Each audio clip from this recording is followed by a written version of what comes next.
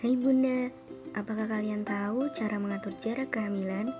Yaitu dengan cara KB pasca persalinan.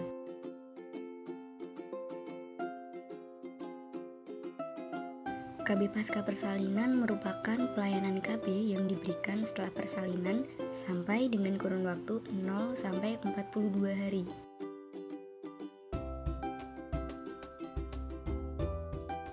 Tujuan dari KB pasca persalinan yaitu untuk memberi jarak kelahiran, mencegah kehamilan yang tidak diinginkan, dan keluarga akan lebih banyak waktu untuk memberikan kasih sayang dan perhatian kepada bayi.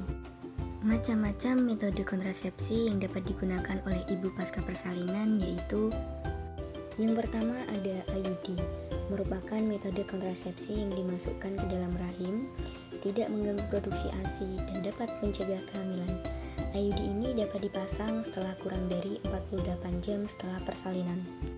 Lalu, kapan waktu yang tepat untuk pemasangan IUD? Yang pertama, saat menstruasi, karena rahim dalam kondisi lunak dan terbuka, sehingga mudah untuk pemasangan IUD ke dalam rahim. Bunda tidak usah khawatir karena tidak akan terasa nyeri. Nah, yang kedua ini, saat tidak menstruasi, Bunda tetap boleh loh untuk melakukan pemasangan IUD. Namun, Bunda harus pastikan dulu jika Bunda dalam kondisi tidak hamil ya. Tetapi, saat pemasangan pun akan terasa lebih nyeri loh Bun. Kemudian untuk kasus keguguran, IUD dapat dipasang setelah 7 hari mengalami keguguran. Nah, untuk yang setelah operasi sesar, IUD dapat dipasang bersamaan dengan operasi sesarnya. Setelah persalinan normal pun, Bunda dapat memasang segera IUD-nya antara 10 menit sampai 48 jam setelah persalinan. Waduh, dilarang menggunakan IUD jika belum pernah melahirkan karena leher rahim atau serviks masih menutup, sehingga IUD sulit dong untuk dimasukkan ke dalam rahim. Kemudian infeksi pada organ kewanitaan, perdarahan pada misfi tapi tidak diketahui penyebabnya. Kemudian Bunda setelah melahirkan pun jika mengalami perdarahan yang hebat tidak disarankan ya Bun untuk menggunakan IUD. Kemudian ada juga penyakit keganasan pada organ kewanitaan. Nah, metode yang kedua ini ada implan atau susuk ya Bun. Metode kontrasepsi ini dipasang di bawah kulit lengan atas ya Bun. Aman kok untuk bunda-bunda yang menyusui dan dapat pula dipasangkan segera setelah persalinan.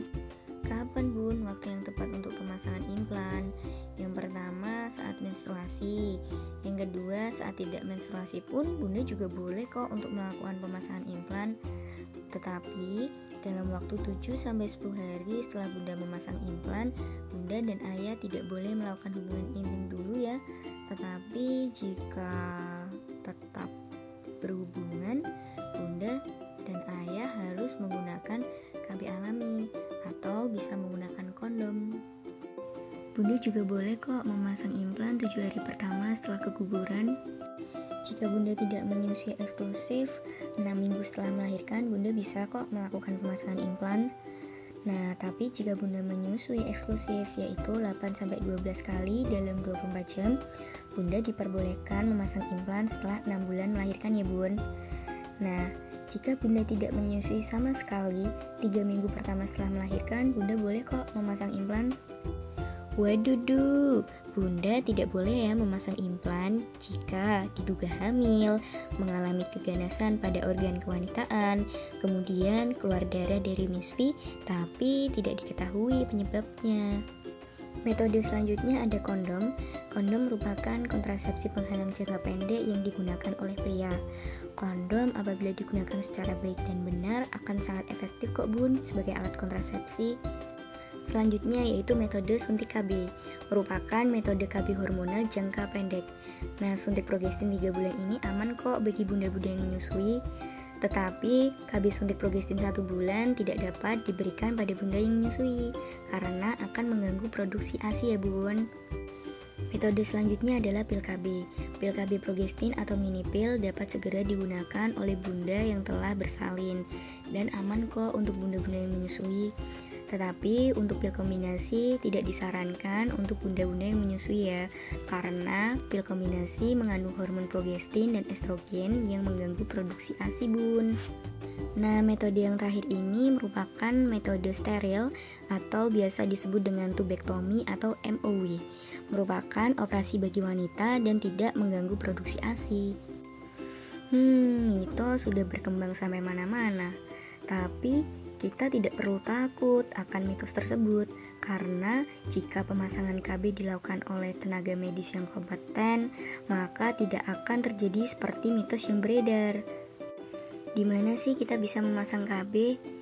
Yang pertama, bisa di puskesmas, kemudian di rumah sakit, dan tidak lupa bisa juga dong dipasang di klinik dan pastinya di ibu bidan.